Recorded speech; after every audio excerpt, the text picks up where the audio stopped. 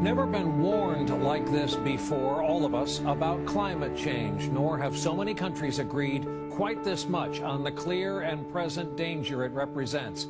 Here is the takeaway. Unless the world changes course quickly and dramatically, the fundamental systems that support human civilization are at risk. Hundreds of scientists saying tonight it is visual proof of global warming and what we all have to do next. ABC's Dan Harris with today's big announcement. The head of the World Bank is warning that climate change will lead to violent conflict over shortages of food and water. The new UN report on climate change is full of serious warnings and predictions of what's to come. Intense heat waves that feed fires, wiping out forests and homes. Prolonged droughts that damage food and water supplies for billions of people. And sharply higher costs for farmers, consumers, and businesses alike. It's all laid out in today's report by the Intergovernmental Panel on Climate Change.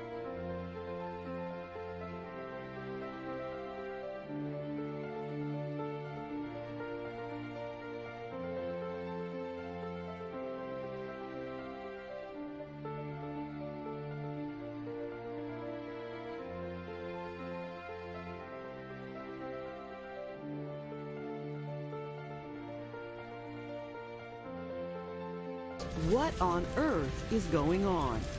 Unless we act dramatically and quickly, he said, science tells us our climate and our way of life are literally in jeopardy. Rising sea levels are making storm surges more deadly.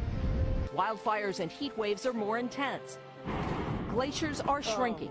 In fact, anybody who eats is under threat from climate change. Oppenheimer says yields of two crucial crops, wheat and corn, are decreasing because of the changing climate. But if nothing is done, the report warns snowpacks in the American West will continue to shrink, causing water shortages and worsening droughts. And the record-breaking heat of 2012 could become routine. We're likely to see most summers being hotter than the historically hottest summer. And these changes are picking up speed, affecting food and water supplies, human health, and the loss of global species. The scientists say no one and no place will be immune.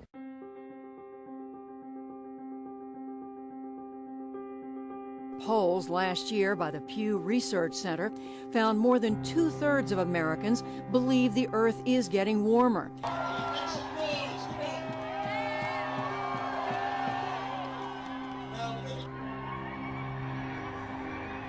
It's about the softness of their bodies and the hardness of the glacier and how this glacier is weakening. I do believe in climate change. There's something going on, the climate is changing. I think it's impossible not to believe in climate change when you see the devastation that's going on around the world. We're already experiencing climate change. We know that the worst is yet to come. And these aren't far distant impacts, you know. We're talking about an ice-free Arctic in the next sort of 4 to 5 years. That could have devastating consequences for the entire planet and fundamentally alter life for humans. If the world doesn't make big changes soon, by the year 2040, we could very well have released enough greenhouse gases that we will have locked in a global temperature rise of 3.6 degrees, which is where potentially irreversible and catastrophic changes kick in.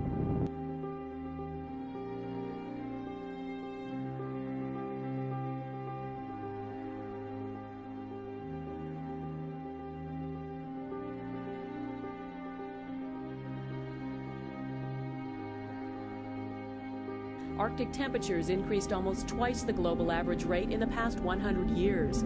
There have been more intense droughts over wider areas, especially in the tropics. There's been less snow, fewer cold days and nights, and more killer heat waves. And the future, if we don't curb gas emissions, will only get worse. If we keep emitting greenhouse gases at current rates, we'll see bigger changes in this current century than we did in the last century. They estimate temperatures could rise between 3.5 and 8 degrees, and sea levels rise between 7 to 23 inches. It would also have wider security and stability implications.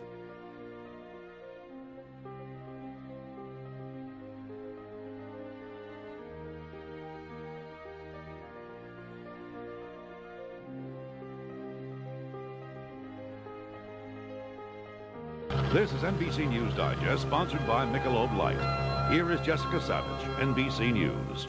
And finally, a federal report today predicted possible catastrophic warming of the Earth by the 1990s with a strong climate change. I'm Jessica Savage in New York. More news later on this NBC station. If the world doesn't make big changes soon, by the year 2040, we could very well have released enough greenhouse gases that we will have locked in a global temperature rise of 3.6 degrees, which is where potentially irreversible and catastrophic changes kick in. Catastrophic warming of the Earth by the 1990s with a strong climate change. Lying to the public about how devastating the effects of global warming or climate change will be is of course a very precarious and difficult lie to get correct. You have to make the threat to human preservation immediate enough to scare the population into thinking they will personally be affected, while simultaneously making sure the range of time is long enough so the public will forget and forgive if you are incorrect in your dire prognostications. It appears the elite and media have decided on a range of 2 to 3 decades in order to properly scare the public while not being caught in their own lies. The enormous mistake that NBC News made with their 1983 report from Jessica Savage was to claim that by the 1990s there would be catastrophic changes. Of course, these catastrophic changes never occurred, so the public is left wondering why they are being told misinformation. It is important to keep the range of time long enough so the public's short-term memory can be completely erased, while simultaneously making sure the public is aware of their own self-preservation and is worried that their lives will be affected. If the period of time is beyond one's own lifespan, it is highly likely that they will not care about the subject matter and will not give in to the agenda.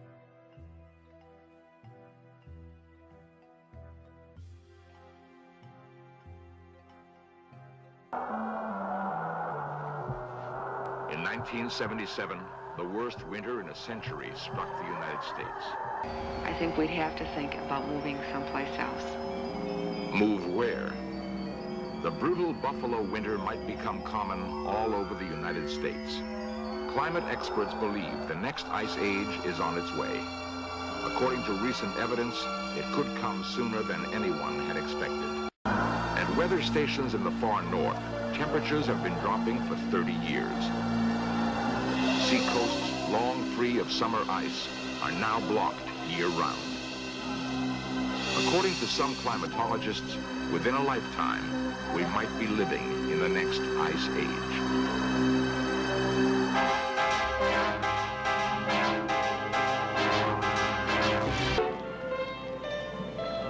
Our planet is crowded. What will we do when the fragile balance of climate shifts from today's abnormal warmth and the next ice age begins? What can we do to stop it? Nuclear energy might be used to loosen polar ice caps. Sea ice could be melted by covering it with black soot to increase the absorption of sunlight.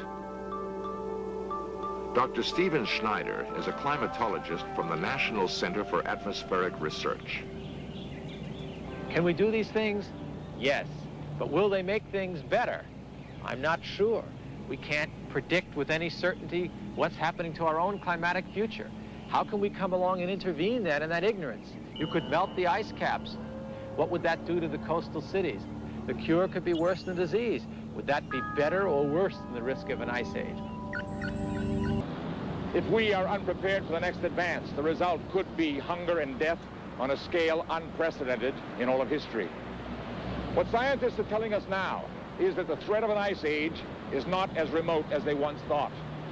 During the lifetime of our grandchildren, Arctic cold and perpetual snow could turn most of the inhabitable portions of our planet into a polar desert. And they'll push again, and I'll say to them, read my lips. No new taxes.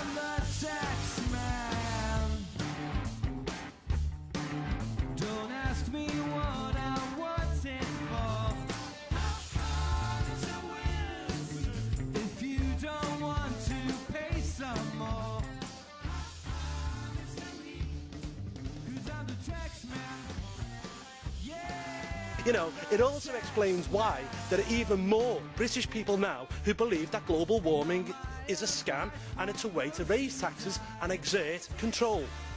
Every government in the world agreed that if we do not take action, more action, we will not be able to prevent world temperatures rising by more than 2 degrees centigrade. What does the honourable gentleman know that the rest of the world does not? Well, Chris, I mean, you're actually giving it away. You're giving the game away there, because what you're saying is about world governments, politicians. We're talking about scientists here. Now, science is a slow process. Evidence has to be studied and deciphered. But politics is a quicker game. And politics is running ahead of the science. That is where the problem lies. And the fact of the matter is that the globe actually isn't warming. It hasn't warmed since 1998. So, I mean, the game's up. People are finding it out. That you've got a problem, and what you're doing is you're conning people, and it's a scam, and the people are finding you out. The startling reality of climate change is the climate has always changed on Earth. It has never remained the same temperature. This is a completely natural process which should not alarm anyone. What the elite running the media are attempting to do is scare the population into a complete panic when what we are experiencing are completely normal and natural cycles. Climates have always changed. Climate changes in the past have been greater and faster than anything we experience in our lifetime. And sea levels have always changed. Not by the modest couple of millimetres that people are having conniptions about, but we've had in the past sea level changes of only 1,500 metres. That's a sea level change. And if we look back in the history of time, the atmosphere once had a very large amount of carbon dioxide in it. It's now got less than 0.04%. Carbon dioxide is a natural gas.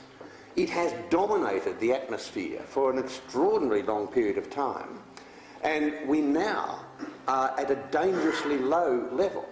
If we halved the amount of carbon dioxide in the atmosphere, we would have no terrestrial plants. Carbon dioxide is plant food. It is not a pollutant. But for less than 20% of time, we have had ice on planet Earth. The rest of the time, it's been warmer and wetter. And there's been more carbon dioxide in the atmosphere. And what did life do? It thrived. 6 of the 6 great ice ages were initiated when the carbon dioxide content of the atmosphere was higher than now. In fact, up to 1,000 times higher. For some odd reason, the major driver of climate is that great ball of heat in the sky, which we call the sun. You heard it here first. It's really quite unusual. And we change our distance from the sun. Every 100,000 years, our orbit changes from elliptical to circular. And we have a cycle of 90,000 years of cold and 10,000 years of warm. We're in one of those warm cycles now. And every 43,000 years, the axis of the Earth changes a little bit. And every 21,000 years, we get a bit of a wobble. Each of those orbital events put us further from the sun. And let's just look at history. The one thing that the climate industry, which it is, ignores is history. In Roman times, it was warm. It was considerably warmer than now. And we know that. They kept good records. They grew olives up the Rhine River as far as Bonn. They had wine grapes in Yorkshire. We know from their clothing that it was warm. Possibly they were going through an orgy, but I think it more likely it was warm. And that warming suddenly stopped in 535 AD. And we entered the Dark Ages. And in 535 AD, we had Krakatoa fill the atmosphere with aerosols. We went into the Dark Ages. It was cool. What happened? Crops failed. We starved. We had civil unrest. We had cannibalism. We broke out of that into the medieval warming. First to feel it was the Vikings. The seas became calmer. They could go further fishing. They actually went to Newfoundland, which they called Vinland. In Greenland, grapes and barley were growing. In Greenland, the graves were deep because there was no permafrost. It was a wonderful, benign climate, 5 degrees warmer than now. Eric the Red was saying, come to Greenland, it's a wonderful climate, and it was. And then we went through a period of solar inactivity. And in 23 years, we went from the medieval warming into the Little Ice Age. And that Little Ice Age ended 330 years ago. So what do you think would happen after a Little Ice Age? Do you think it'd get colder, or do you think it'd get warmer?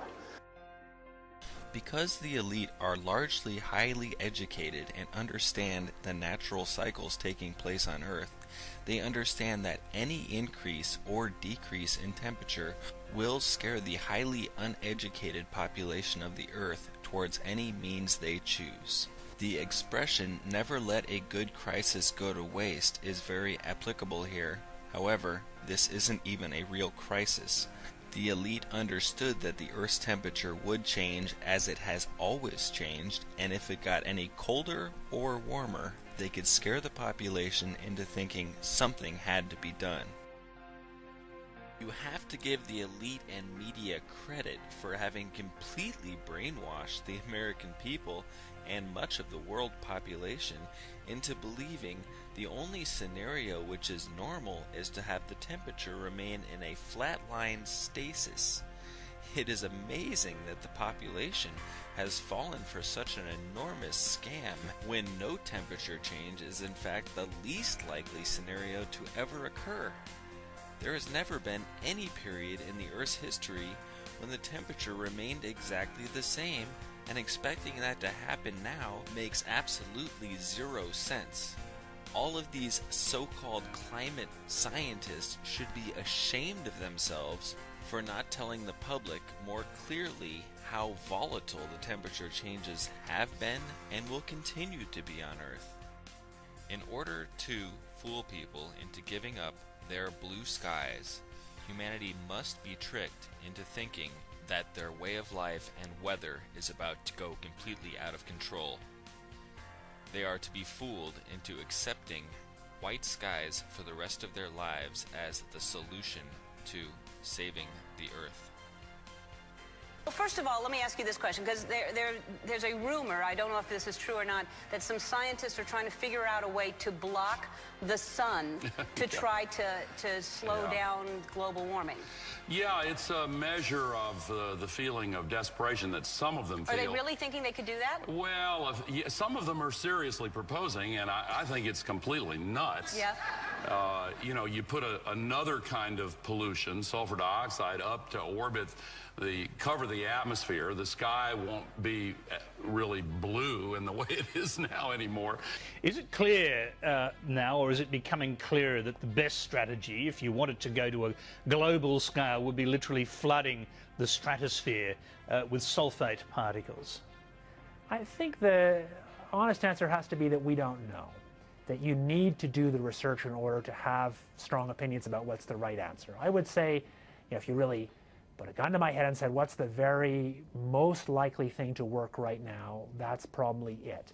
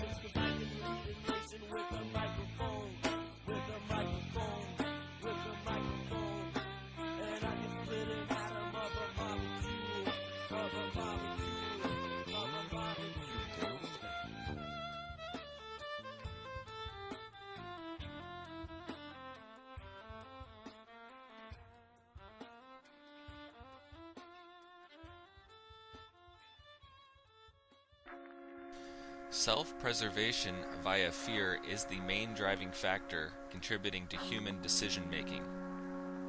Using the Hegelian dialectic, problem-reaction-solution, humanity can be coaxed and fooled to pretty much any given end. The Hegelian dialectic can be thought of as reverse engineering consent. If your end goal is a militarized white sky being sprayed with airplanes, first you must convince humanity that that is the only way they can be saved. In order to do that, you have to create a danger, an outside force which can only be remedied via spraying the sky. This is why it was so important to create a global warming event in which the only solution is spraying the sky by aircraft. Why is it that the elite and government want the air sprayed so badly? There are a number of reasons, including military applications, commercial applications, and population control objectives.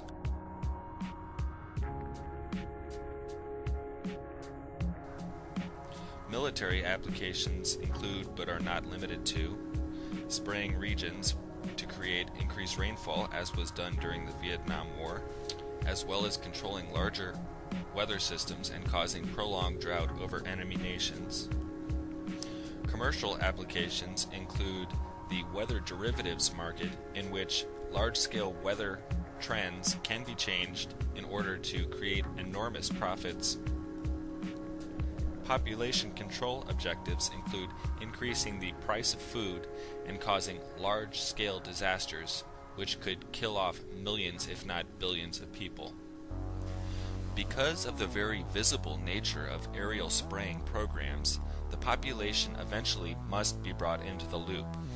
However, if the population knew the true purposes of these aerial spraying programs, they would never go along with the agenda. That is why it is so important to instill fear and appeal to the most basic human trait of self-preservation in order to get this agenda passed. With an estimated 20% of the U.S. economy directly affected by the weather, and a weather derivatives market in which individuals bet on which large-scale trends will occur, it is very easy for those in the know of weather modification to make trillions of dollars in profit very quickly. In the film Back to the Future, the bad guy Biff eventually gets his hands on the sports almanac. He uses this to increase his wealth. The weather derivatives market being played by influencing large-scale weather trends is a force just as powerful as owning this almanac. It's as if you could change the sports scores as they happened to make money. Having both a weather derivatives market and a large-scale weather modification industry going on is a recipe for disaster.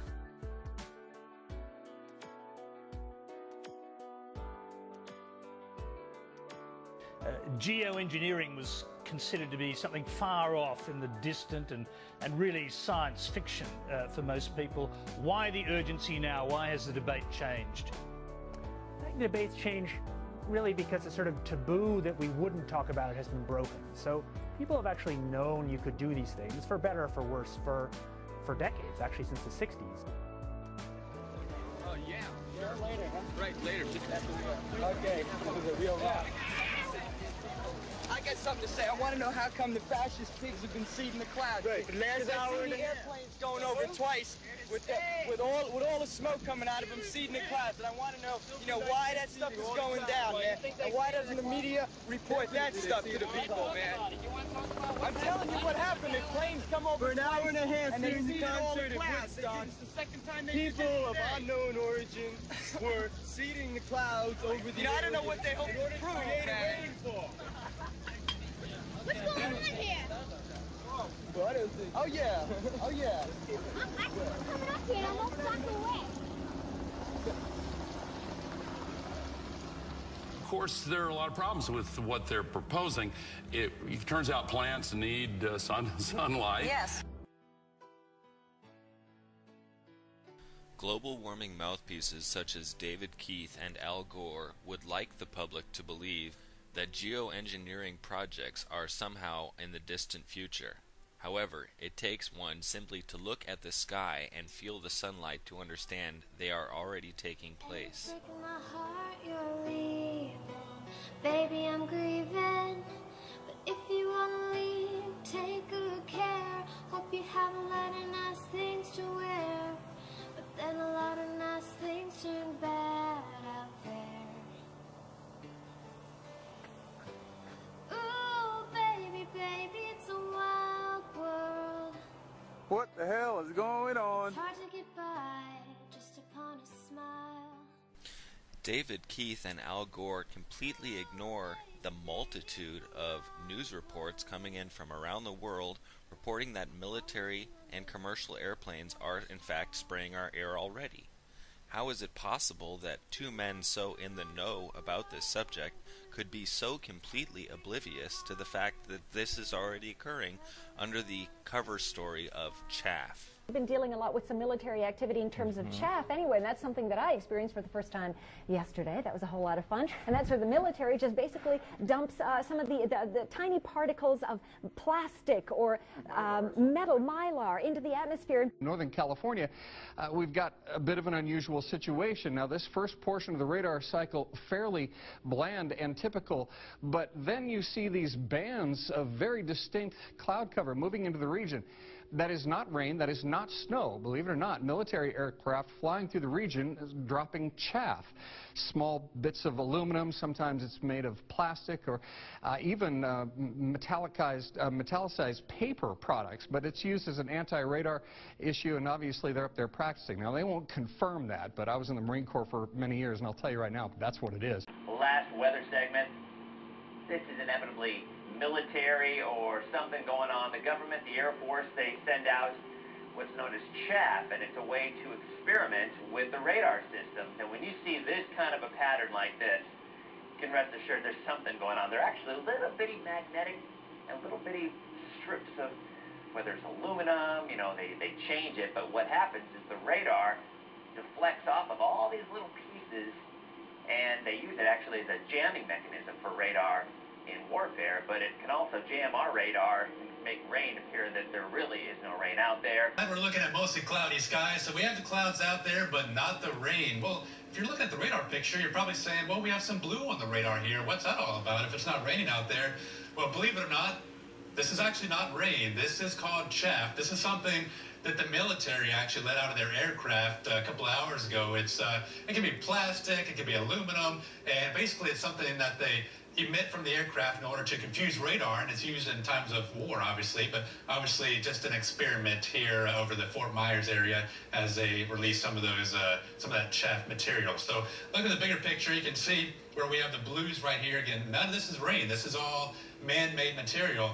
And actually, I want to show you what that looks like when it is released from an aircraft. You see these flares that go out and the smoke that goes with them. Again, these are little flares go out, little heat signatures, or perhaps aluminum that's released from these aircraft in order to confuse any enemy military aircraft from being able to actually use any heat-seeking weapons to find the aircraft. So kind of an interesting thing out there. No known harm to any humans, but nonetheless, just wanted to show you that on the radar picture. And if nothing else, it's actually a great thing that the military has that as an option. Now, look at the radar picture. We have technology that can erase all of that man-made material and show you only the rain. So it is raining right there in the eastern Gulf. We have a lot more rain up to our northwest as well. You can see the showers and storms moving through the panhandle, and these are slowly but surely heading our direction. Is the public really stupid enough to believe that the military is constantly testing chaff over their heads in an attempt to jam ground-based radar from surface-to-air missiles? Notice how the last news anchor says no known health risks. So kind of an interesting thing out there. No known harm to any humans, but nonetheless, just wanted to show you that on the radar picture. Of course, there are health risks from breathing in microparticulate aluminum pieces. Aluminum is linked to Alzheimer's. This military chaff is, of course, a cover story to cover up the aerosol and geoengineering programs using likely aluminum, barium, and strontium. Also of note in this broadcast is the newscaster admits there is software being used to cover up these layers of military spraying taking place in our skies daily and show up as simply nothing. We have technology that can erase all of that man-made material and show you only the rain. This proves that these programs are large-scale and happening more often than the American public is told. Because the military does not announce when they are spraying various substances and tests in the air over the American people, it can be easily assumed that these tests are not in fact what we are being told they are. If in fact it is chaff, why are they spraying it over large population centers such as the state of Florida, California, and Oregon, and large cities such as Orlando and San Diego? Obviously, there are human health side effects, and this airspace is not a military testing ground. It is also interesting to note that these weather people admit that chaff is only used during war times. However, there is no war taking place over these population centers in the United States airspace, nor should the public expect to be sprayed with countermeasures and experiments which are used to help block radar signatures. Of course, those in the know realize that this is simply a cover story for the massive geoengineering and other stratospheric aerosol experiments taking place currently. We have technology that can erase all of that man-made material and show you only the rain.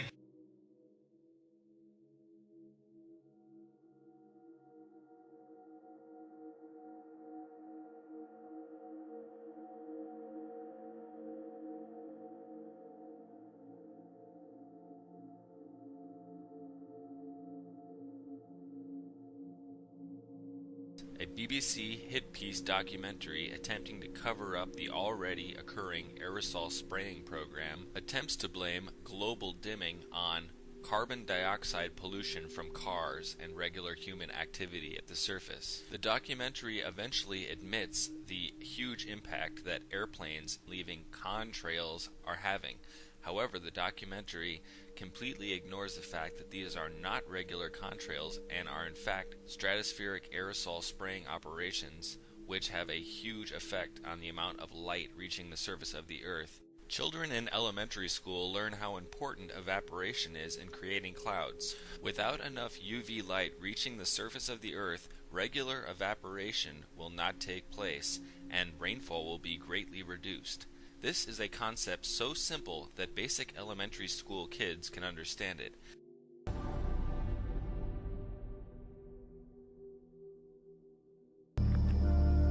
What he found stunned him.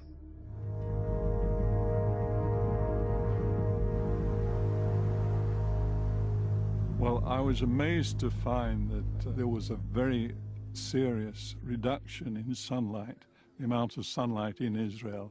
In fact, if we compare those very early measurements in the 1950s with the current measurements, there was a staggering 22% drop in the sunlight, and that really amazed me.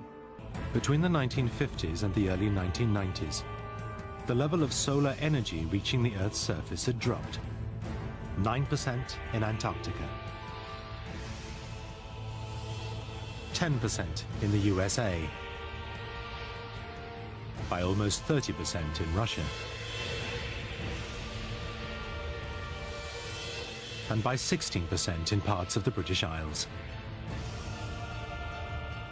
This was a truly global phenomenon, and Jerry gave it a suitable name: global dimming.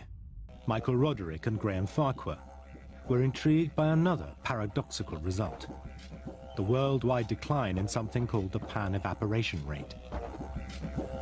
It's called pan-evaporation rate because it's evaporation rate for a pan. For decades, nobody took much notice of the pan-evaporation measurements. But in the 1990s, scientists spotted something very strange. The rate of evaporation was falling.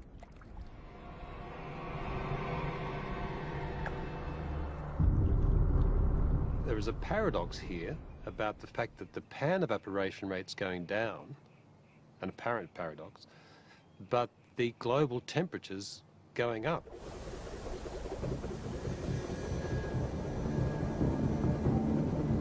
This was a puzzle. Most scientists reasoned that, like a pan on the stove, turning up the global temperature should increase the rate at which water evaporated. But Roderick and Farquhar did some calculations and worked out that temperature was not the most important factor in pan evaporation. Well, it turns out, in fact, that the key things for pan evaporation are the sunlight, the humidity and the wind.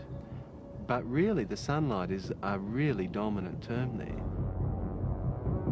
They found that it was the energy of the photons hitting the surface, the actual sunlight, that kicks the water molecules out of the pan and into the atmosphere.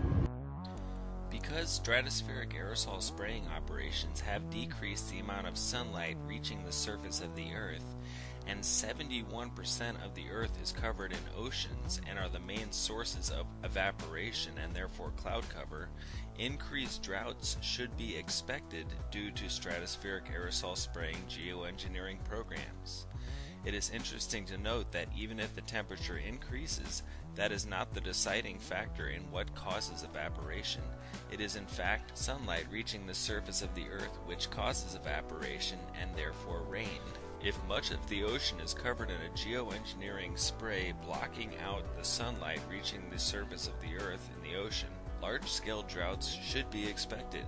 It is no coincidence that the climate change global warming fearmongers always talk about more drought as a consequence of climate change, when in fact it is their own stratospheric aerosol spraying operations which are causing the increase in drought by reducing the pan rate, which will of course decrease the amount of rain reaching land. The clouds spread out, trapping heat rising from the surface. Those clouds can have quite significant warming effects. The 9/11 study shows that if you remove a contributor to global dimming, jet contrails, just for a 3-day period, we see an immediate response at the surface in temperature. Do the same thing globally, we might see a large-scale increase in global warming. It is time to stop this stupidity and to help you. There's the NASA photograph last August of the ice cap, the northern ice caps. And there is the NASA photograph this year of the ice caps. It is increased by 60% in 1 year. Leading American scientists are now saying we are going into a period of between 15 and 30 years of global cooling. We may have made one of the biggest, stupidest collective mistakes in history by getting so worried about global warming. You can reverse this in the next 7 or 8 months. You can bring down people's taxes. If you don't, they'll vote on it in the European elections of next year. The Farage shows that populists are sometimes obscurantists. 99% of the science, Mr. Farage, believes that this climate change exists as a result of human activity. 99% of scientists. Of course, there are always people that are paid to say the opposite. But to pretend, as you pretend, that against all science, well-established science, that the problem of climate change is just an invention of the Greens or of the left, it's completely nonsense. Of course we have to find a way. Of course we have to find a sensible way to fight climate change. As usual, at the risk of being the pantomime baddie, look, this is happy hour on the funny farm, isn't it? I mean, the fact of the matter is you've got global warming written there in front of you. You know, why was the globe actually warmer 1,000 years ago during the medieval warm period in comparison to what it is now? Why was it warmer 2,000 years ago during the Roman warm period when we were producing wine as far north as Scotland? I mean, come on, the globe hasn't warmed for the past 10 years. It's a scientific fact, it's out there. So look, you know, the European Union is using climate change, it's using global warming to justify its own existence, and poor old Paul McCartney has been duped, I'm afraid. You know, and just to take one thing up with you, Mr. Chairman, at the start you said that people who are climate change sceptics are deniers. Now, I'm sorry, being German and all, I'm sure you know the connotations that the term denier has, and I think you should call us sceptics, actually, because we are. And also Mr. Macmillan Scott, who said he'd been to the airport to pick up Sir Paul. I mean, it's a bit of a con, isn't it? You know, it's do as I say and not as I do. There has been no global warming for 15 years. Sea levels are not rising significantly. More and more scientists are rejecting the alarmist case. Earlier this week in this Parliament we heard from Professor Fritz Varenholt. Professor Varenholt has been for decades a German socialist politician and green activist. He has been an environmental regulator, and most recently he was CEO of RWE Renewables. But after a lifetime of environmentalism, he has looked again at the facts and concluded that carbon dioxide is not a significant driver of climate change. I commend to colleagues his important book, The Cold Sun. Well, I think what's happened here is the government, the Mayor of London, and local authorities, in fact the entire political class, they all so firmly believe in the theories about global warming that they never thought it was going to snow ever again in this country. Well, Mr Barroso, not just you, but the entire unelected government of Europe had a chance perhaps for our citizens to reflect on where the real power lies in this union. I've listened to you for nearly 10 years. Full marks for consistency. You know, you're a man that likes fixed ideology. You probably picked it up when you were a communist or Maoist or whatever you were. And for the last 10 years you've pursued Eurofederalism combined with an increasing green obsession. And yeah, it's been good. For bureaucrats, for big businessmen, for landowners, it's not been a bad decade. But it's been a disaster for poor people, unemployed people and those on low wages. You keep telling us that climate change is an absolute top priority. And you've been greeted with almost hysteria in this place over the last 10 years. Well, those of us that have been sceptical about this have been mocked, derided, called deniers. We've argued from the start that the science wasn't settled, and we've argued very strongly that the measures we're taking to combat what may or may not be a problem are damaging our citizens, and we've been proved to be right. As we move up in the atmosphere, we could think about whitening clouds by a variety of techniques, and perhaps the most well-known and most talked about solar radiation management technology is the idea of spraying sulfate particles or something similar into the upper layers of the Earth's atmosphere. But if we do enough of that, we could reflect enough incoming solar radiation to reduce the world's average temperature. Do we know, and Jane, I'll put this to you, I mean, every time you start talking about sending planes up to start spraying sulfites into the upper atmosphere, people start getting a little bit queasy and wonder whether or not it could have unintended consequences on the ecosystem. You know, I come from Australia where we had a little pest, and so in order to get rid of the pest, we introduced the cane toad, and now the cane toad is indestructible. Every time we seem to try to tweak these ecosystems, they turn out to be so much more complicated than anything that we've been able to establish. Do you have confidence? Yeah, there's an important distinction. So do we have confidence for sure it will work? No, of course not. But David, I'd love to get you in. Is there any way to sort of quantify this? It's also a bit of a catch-22, isn't it? Because if you're launching all these planes up there to start spraying all these sulfites to cool down the Earth, well, the planes themselves are then also worsening the climate crisis, no? There's lots of terrible things about this idea, but that actually isn't one of them. A few aircraft and their emissions are really insignificant. I've never heard anybody make that claim seriously.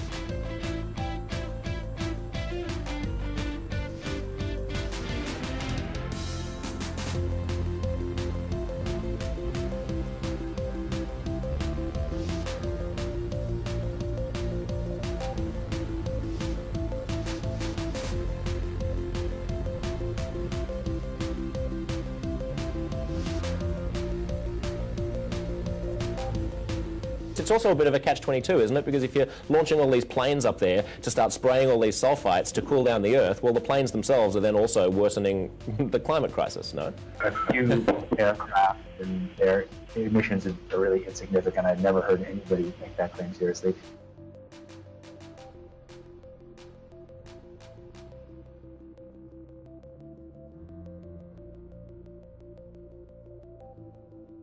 You ever look at those planes up there? They have contrails behind them.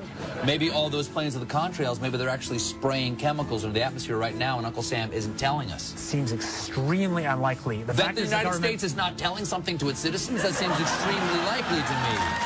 Read the newspaper. And, of course, there are a lot of problems with what they're proposing. It turns out plants need sunlight. Yes.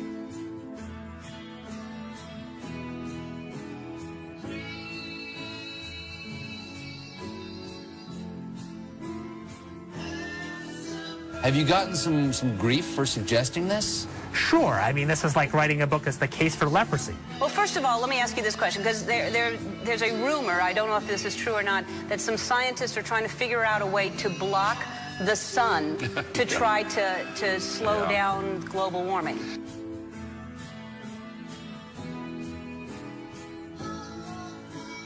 Could an individual start this? In practice, only a country. Okay. What about a man in like a hollowed out volcano with henchmen who occasionally shakes his fist at the sky and says, "They said I was a fool at Harvard. Who's the fool now?" It's All Things Considered from NPR West. I'm Arun Roth. If scientists get the calculations wrong, it could be catastrophic for life on Earth. Or what if the technology got into the wrong hands? Couldn't someone shoot poison into the atmosphere? So people are terrified about talking about this because they're scared that it will prevent us cutting emissions. Right, and also that it's sulfuric acid. It is. You're bearing the lead. Is there any possible way this could come back to bite us in the ass? You know, you put another kind of pollution, sulfur dioxide, up to orbit, cover the atmosphere. The sky won't be really blue in the way it is now anymore. Blanketing the earth in sulfuric acid, because I'm all for it. This is the all-chocolate dinner. I still get to have my CO2, and I just need to spray sulfuric acid. Right. All over the earth. Right.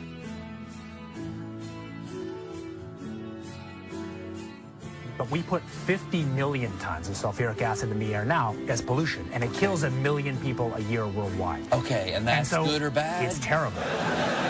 But it'll be better if we put more in. So if it kills 1 million people and we're only doing 1% more, we're just killing 10,000 more people. You can do math. So killing people is not the objective here. Killing people, not the objective. I just wanted to be clear. I just wanted to be clear. Because some very mainstream scientists are saying that the climate change situation is so bad that saving life as we know it might require something radical, like shooting chemicals into the stratosphere to reflect sunlight.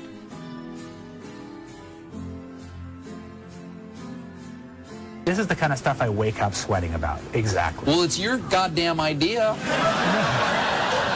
No, it actually turns out to be an old idea. This was known since President Johnson, and the scientific community mostly decided not to talk about it. What happens to the sulfuric acid after it's sprayed? Does it just stay up there? No, it rains down. Okay. But as I said, it rains down. Okay. It's a tiny addition. Okay. And you'd put, say, 20,000 tons of sulfuric acid into the stratosphere every year, and each year you have to put a little more, and this doesn't, in the long run, mean that you can forget about cutting emissions. We will need to rein in. No, we'll get to it eventually, yeah. But it does. In the meantime, we're shrouding the earth in sulfuric acid. So it is that you could actually spray sulfuric acid in the stratosphere 20 kilometers over our head and use that to stop the planet warming up in a kind of ugly tech fix. You could spray something into the atmosphere to change. Spray pollution into the atmosphere to stop it warming. So in the end, pollution saved them all. We owe pollution. We owe acid rain an apology, is what you're saying. It would be a totally imperfect technical fix. Okay. It would have risks. It wouldn't get us out of the long-run need to stop polluting, but it might actually save people and be useful. The sky won't be really blue in the way it is now anymore. Kiss me out before you go. Summertime sadness. I just wanted you to know that, baby, you're the best. I got my red dress on tonight, dancing in the dark in the pale moonlight. Done my hair up real big, beauty queen style, high heels off, I'm feeling alive. Oh my God, feel it in the air, telephone wires above, I sizzling like a snare, honey, I'm on fire, I feel it everywhere, nothing scares me anymore. Kiss me out before you go. Summertime sadness. just wanted you to know that, baby, you're the best. I got that summertime, summertime sadness. Got that summertime, summertime sadness. Got that summertime, summertime sadness. Oh, oh, oh. I'm feeling electric tonight.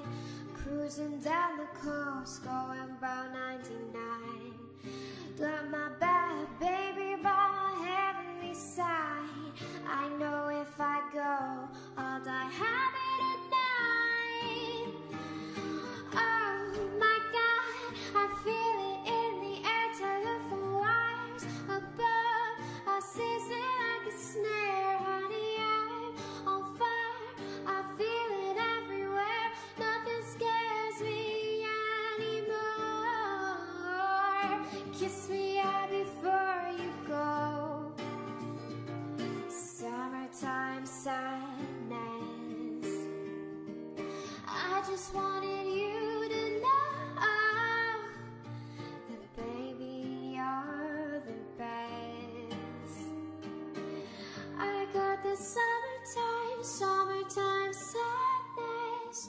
Got that summertime, summertime sadness.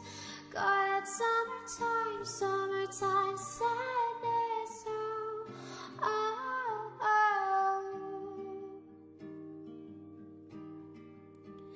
Kiss me out before you go. Summertime sadness.